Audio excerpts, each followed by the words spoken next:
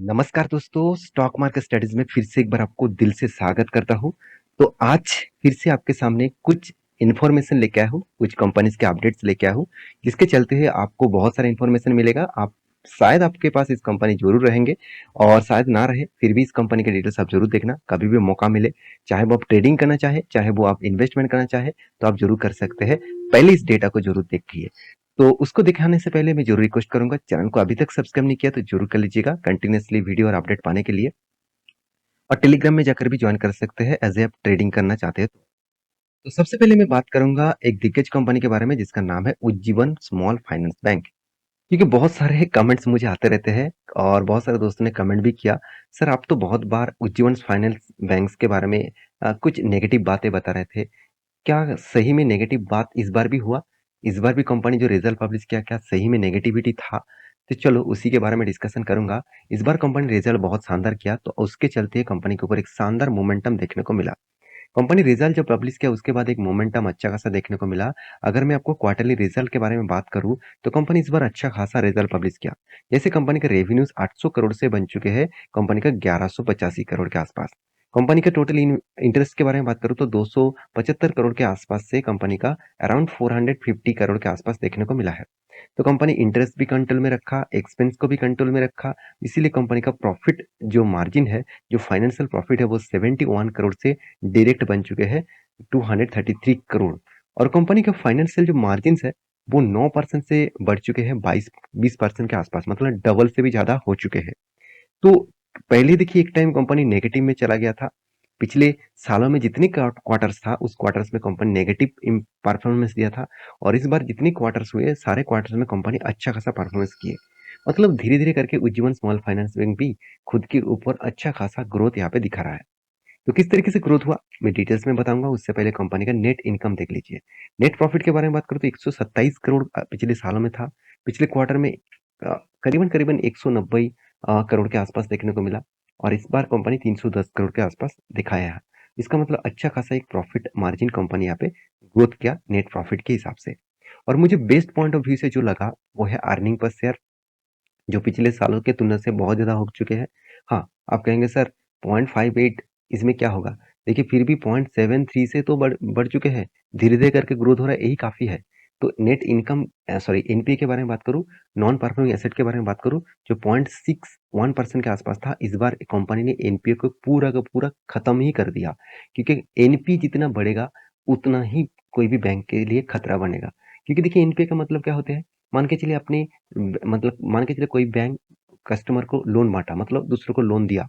वो लोन कितना मार्केट से उठा पाया और कितना मार्केट में अभी भी लोन पड़े हुए हैं जो लोन को उठा नहीं पाएंगे, तो उसको बोला जाता है एनपीए। मान के चलिए आपको लोन दिया और आपने बोला कि मेरा बिजनेस खत्म हो गया और मैं लोन आपको वापस नहीं कर सकता, तो इसको डिफॉल्ट बोला जाता है। तो इस डिफॉल्ट होने के कारण लोन का, तो बैंक के लिए वो बन जाता है एनपीए। तो वही लोन अगर मार्केट में पड़े हुए हैं तो बैंक के लिए खतरा बनेगा। तो इस हिसाब से देखा जाए तो कंपनी के ऊपर ग्रोथ पॉइंट ऑफ व्यू से अच्छा खासा हुआ। तो कितना ग्रोथ हुआ चलो मैं आपको डिटेल में समझाता हूँ। सबसे पहले देखना है कंपनी का जो रिटेल बैंकिंग है, इस बैंकिंग से कंपनी के हाथ में कितना पैसा आया। देखिए मेजर जो कंपनी के हाथ में पैसा आता है किसी भी बैंक्स को, तो वो एक्चुअली रिटेल बैंकिंग से आते हैं। रिटेल बैंकिंग मतलब इतने सारे लोग सेविंग अकाउंट में, करंट अकाउंट में पैसा रखते हैं। तो वही पैसा बैंक क्या करते हैं, कम इंटरेस्ट से आपको सेविंग, मान के चलिए आपका सेविंग अकाउंट में इंटरेस्ट कितना है, मान के चलिए 3.5% और बैंक उसी पैसे को लेकर दूसरों को 11-12% के आसपास इंटरेस्ट से लोन बांटते रहते हैं। तो सोचिए आपको सिर्फ दे रहा है 3.5% और वो लोन बांट रहे 11%। देखिए ये नहीं कि कंपनी का खर्चा नहीं है, बहुत खर्चा भी है। बहुत सारे एक्सपेंस मिटाने के बाद ही कंपनी का अर्निंग होते हैं। तो रही बात कंपनी का रिटेल बैंकिंग के बारे में बात करूं, तो कंपनी इस बार चुका है 119030। पिछली बार था 107719। इसका मतलब है 1190 करोड़ के आसपास। और पिछली बार था 1077 करोड़ के आसपास। तो कंपनी का देखिए ग्रोथ किस तरीके से हुआ आप देख सकते हैं। साथ ही साथ होलसेल बैंकिंग में भी ग्रोथ हुआ। होलसेल बैंकिंग में भी कंपनी का अच्छा खासा ग्रोथ देखने को मिला। तो कुछ पॉइंट ऑफ व्यू से देखा जाए तो कंपनी का ट्रेजरी में भी अच्छा खासा ग्रोथ देखने को मिला। तो हर दिशा में देखा जाए तो कंपनी में इस बार धमाका जैसा परफॉर्मेंस किया। अगर मैं सेगमेंट वाइज कंपनी का और एक पॉइंट मैं आपके साथ शेयर करूंगा, वो है कंपनी का देखिए कैपिटल। कंपनी का कैपिटल में कितना इंक्रीजिंग हुआ वो देखना सबसे ज़्यादा ज़रूरी है। देखिए आपके पास अगर कैपिटल ही कम है तो अब बिजनेस कहाँ से करेंगे? तो कंपनी का कैपिटल भी इंक्रीजिंग हुआ, जो पिछले बार अराउंड अराउंड 192 मतलब 1,92,000 दिखा रहा था, इस बार बन चुके हैं 2,15,000। ऑब्वियसली लाखों में है, आप इसको करोड़ में कन्वर्ट कर सकते हैं। करोड़ में कन्वर्ट करने के लिए 2 डिजिट आपको हटाना पड़ेगा, मतलब 2,100 और मतलब 50 करोड़ के आसपास आप बोल सकते हैं। पिछले बार था 1,928 करोड़ के आसपास। तो किस तरीके से ग्रोथ हुआ आप देख सकते हैं। तो मुझे इस पॉइंट बेस्ट लगा। इस बार कंपनी अच्छा खासा परफॉर्मेंस किया। सर एक बार की परफॉर्मेंस देखकर ही आपको कंपनी के ऊपर भरोसा नहीं करना है। आपको कंपनी का लॉन्ग टर्म पीरियड के हिसाब से भी देखना चाहिए। उस हिसाब से कंपनी किस तरीके से ग्रोथ कर रहा है वो देखना सबसे इम्पोर्टेंस है।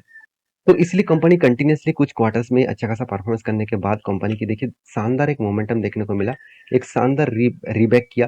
कंपनी यहाँ पे एक जो मैं पहले भी आपको मेंशन किया था, इस रेंज में यहाँ पे कंपनी क्या किया, एक रेजिस्टेंस फेस किया और रेजिस्टेंस बहुत स्ट्रांग है क्योंकि इस रेंज से ही स्टॉक के ऊपर एक बिग क्रैश देखने को मिला था। इसका मतलब इस रेजिस्टेंस नहीं है, ये कंपनी के लिए एक सप्लाई जोन भी है और वहां से देखिए कंपनी का क्रैश होने के बाद फिर से वो रिटेस्ट करके ऊपर जा रहा है और जो रेंज है वो यहाँ पे हायर लो देखने को मिला है। तो हायर लो जब बनते हैं तो एक बड़ा मोमेंटम ऊपर साइड में देखने को मिल सकता है। अभी देखना है इस रेजिस्टेंस को ब्रेक करते हैं कि नहीं करते हैं। अगर कर देते हैं तो नेक्स्ट लेवल रहेगा 43 रुपीज के आसपास। यहाँ पे भी एक स्ट्रॉन्ग से भी स्ट्रॉन्ग रेजिस्टेंस देखने को मिलेगा। इसको अगर ब्रेक करते हैं तो बड़ा रैली आपको देखने को मिल सकता है। तो मैं इस तरीके से कंपनी के ऊपर अभी फिलहाल के लिए तो कोई इन्वेस्टमेंट नहीं किया। तो आपके पास जरूर है तो मुझे जरूर कमेंट करिएगा। तो नेक्स्ट जो कंपनी है जिसके नाम के बारे में बात करूँ, जिसका नाम है क्लीन साइंस टेक्नोलॉजीज लिमिटेड। तो clean science and technologies limited के बारे में बात करें तो कंपनी के ऊपर कंटिन्यूअसली एक पिछले दिनों में एक बिग क्रैश देखने को मिला था। स्टॉक के ऊपर शानदार मोमेंटम होने के बाद भी क्रैश देखने को मिला क्योंकि कंपनी ने पिछले दिनों में रिजल्ट पब्लिश किए थे और क्वार्टरली जो रिजल्ट कंपनी ने पब्लिश किया वो अच्छा खासा कंपनी का रिजल्ट तो हुआ, मगर कंपनी एस्टीमेट को बीट नहीं कर पाया क्वार्टर बेसिस में। कंपनी का अगर प्रॉफिट रेशियोज के बारे में बात करूं तो 62 करोड़ पिछले साल में था, इस बार हुआ 81 करोड़। इसका मतलब ईयर ऑफ ईयर को बीट कर पाया, मगर क्वार्टर को बीट नहीं कर पाया। क्वार्टर में कितना हुआ, पिछले बार 84 करोड़ था और इस बार 81 करोड़ बन चुके हैं। इसका मतलब जो नेट प्रॉफिट का जो जर्नी है वो कंटिन्यूअसली कंपनी के ऊपर वोलेटिलिटी के हिसाब से चल रहा है। तो कंपनी का ऑपरेटिंग प्रॉफिट मार्जिन जो 41% था, इस बार 48% के आसपास देखने को मिला। तो कंपनी में कुछ खासियत भी देखने को मिला, चलो मैं आपको समझाता हूँ। तो एक रिपोर्ट पब्लिश किया गया, उस रिपोर्ट के हिसाब से मैं आपको यहाँ पे दिखाऊंगा। कंपनी में देखिए एक रिपोर्ट पब्लिश किया क्वार्टरली बेसिस में, चाहे क्वार्टर 1 2022 के हिसाब से, मतलब 2022 से लेकर क्वार्टर 4 2023 तक यहाँ पे जो जर्नी कंपनी किया, किस तरीके से जर्नी हुआ ध्यान से देखिएगा। ध्यान से इस चीज को देखिएगा। थोड़ा सा मैं और भी जूम कर देता हूँ और भी आपको क्लियर हो जाएगा। हाँ अभी ठीक है, ध्यान से देखिएगा। यहाँ पे क्या बताया जा रहा है, यहाँ पे जो ग्रीन कलर आपको दिख रहा है इसका मतलब क्या है, कंपनी का मतलब पी एंड एफ का कॉस्ट। तो कंपनी का कॉस्ट कितना है वो देखना जरूरी है। कंपनी का देखिए आर एम मतलब कंपनी का मैन्युफैक्चरिंग जो कॉस्ट है वो भी यहाँ पे दिखाऊंगा और साथ ही साथ ईबिटा मार्जिन भी किस तरीके से ग्रोथ हुआ ध्यान से देखिएगा। कंपनी का जो एक्चुअली मतलब कॉस्ट है, मतलब जो रॉ मटेरियल्स का कॉस्ट है, तो रॉ मटेरियल कॉस्ट पहले देखिए कंपनी का रॉ मटेरियल्स का कॉस्ट धीरे धीरे करके इंक्रीज हो रहा था। क्वार्टर 2 2023 में कंपनी का इंक्रीज होकर 37% के आसपास देखने को मिला था, मगर इस बार कंपनी का क्वार्टरली 29.9% के आसपास देखने को मिला। तो कंपनी का जो मतलब जो रॉ मटेरियल्स का कॉस्ट है वो धीरे धीरे करके बहुत ज्यादा इंक्रीजिंग हो गया था। 29% से 37% तक, 38% तक देखने को मिला था। आज वो धीरे धीरे करके कम किया और यहाँ पे 29.9% अराउंड 30% के आसपास देखने को मिला।